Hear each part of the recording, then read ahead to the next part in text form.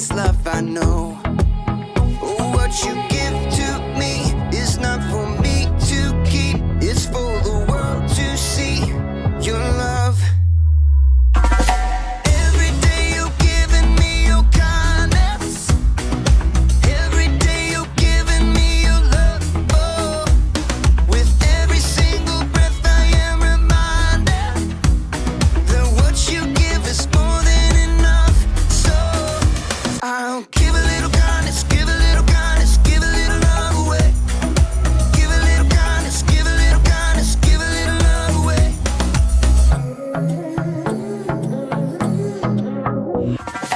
Yeah, you make me shine, you make me glow. You pick me up when I am feeling low. I wanna sing, I wanna dance, and give everyone a chance to hear about this endless love I know. Oh, what you give to me is not for me to keep. It's for the world to see your love. Every day you're giving me your kindness. Every day you're giving me your love. Oh, with every single breath I am reminded that what you give is more than enough. So I'll give a little kindness, give a little kindness, give a little love away.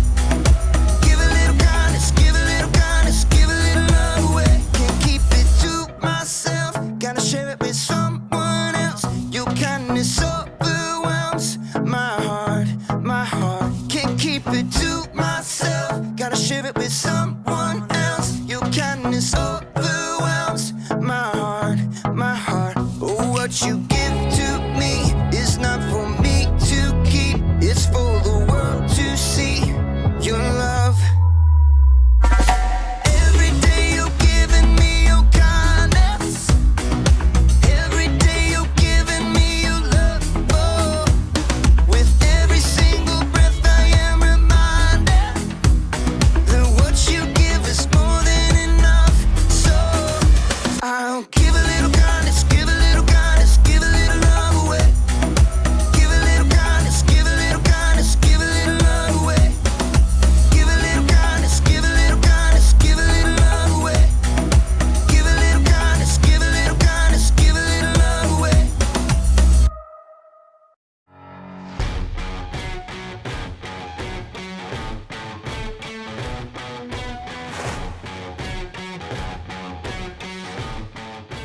Hello, superfans! My name is Haley, and if you're like me, you love all kinds of sports!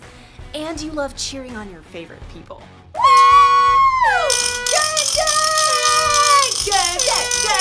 And you do this because you really love kindness. Kindness is showing others that they are valuable by how you treat them. One thing I've learned as a superfan is that kindness isn't the same for everyone. You have to use different kinds of cheering for different kinds of people. For instance, you don't want to use your air horn at the golf tournament. I learned that one the hard way. You have to cheer one way for a baseball team, another way for tennis, and then soccer, and even racing! A lot of different ways to show kindness. So if you want to show someone they're valuable, you can cheer for them, or like you'll see in today's story, you can give a little extra. I better get ready to cheer on the Bible story. Ah, yes. Good Bible story. Very well done. Very well done. The Bible. It's 66 books of history, stories, letters, and poetry that fit together to form God's one big story. The epic adventure of how He created us and loves us so much that He made a way to rescue us. As we travel through the Bible, from Genesis to Revelation, we discover people who met God and found their lives changed forever. Now, for an amazing story. Inspired by the book of Matthew, chapter 5, verse 41. Jesus was rocking the world. Everywhere he traveled, he told about the good news of God's kingdom. He called people to turn away from the wrong things they had done, and he healed sick people. Great crowds began to follow Jesus. So one day, he went up on a mountainside and sat down to share with them how God wants us to live. Blessed are those who are humble. They will be given the earth. God created us. He knows that we were designed to find joy and be at peace when we follow his ways, when we see and treat others the way God does. So, right in the middle of what's often called the Sermon on the Mount, Jesus said this. Suppose someone forces you to go 1 mile. Go 2 miles with them. Okay, what? To our ears, this probably sounds like a word problem, or maybe like our PE teacher telling us to go run laps. But the people listening to Jesus knew exactly what he meant. They all lived under the rule of the Caesar in Rome. The Romans had conquered many, many territories. Judea had become a little backwater province of the Roman Empire. And Roman soldiers were sent to keep order. Jesus and all the people he taught lived under Roman rule, and they had to obey the law of Rome, including this one. I decree that any Roman soldier may force a Jew to carry his pack for precisely 1 mile. If you're thinking, what's the big deal? Think again. Being a Roman soldier was not for wimps. Sometimes the packs they carried weighed as much as 100 pounds. It took real grit and stamina to march for miles carrying that much gear. So it wasn't unusual for a soldier to call on some random person along the road to haul their pack for 1 mile, or about 1,000 steps. And if that person says no, well, it was considered an act of rebellion against the empire.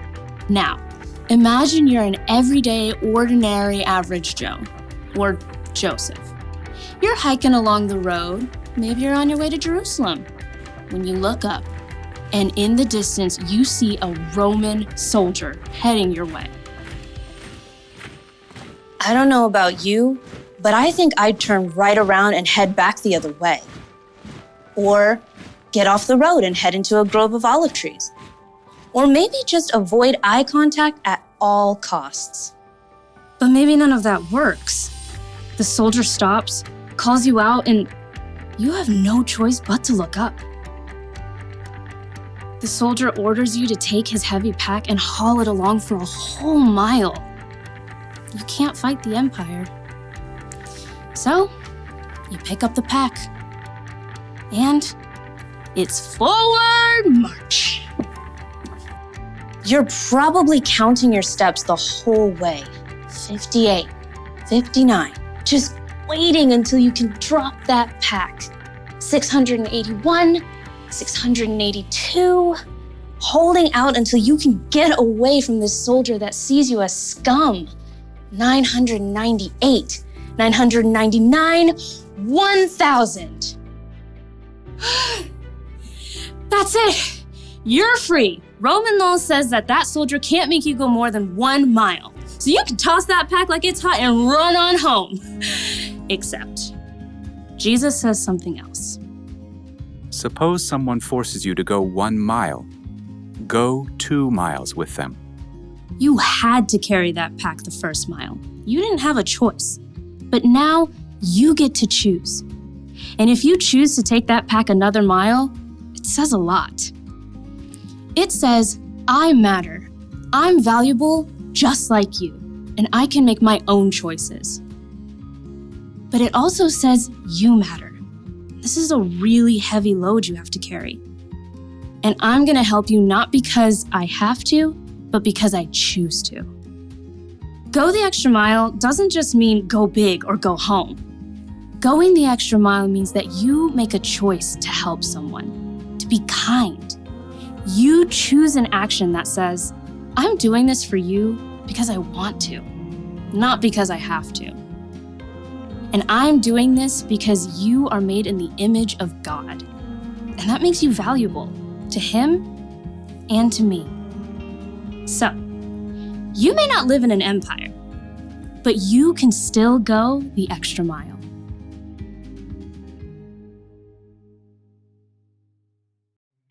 Jesus' disciple Matthew wrote down one of Jesus' most famous sermons, sometimes called the Sermon on the Mount.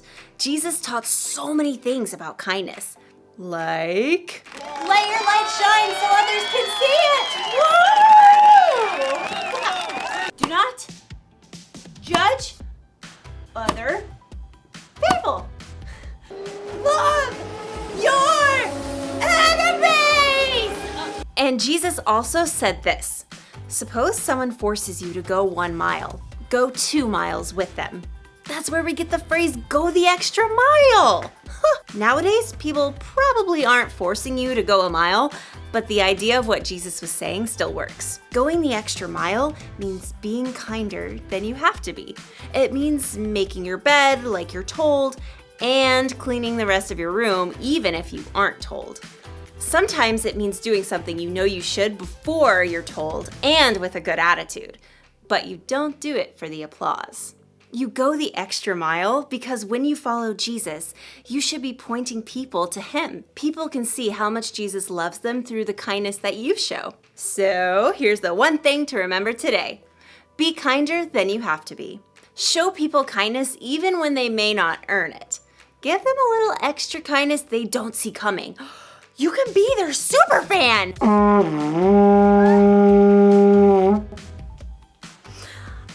I did not see that coming. Goodbye, everybody.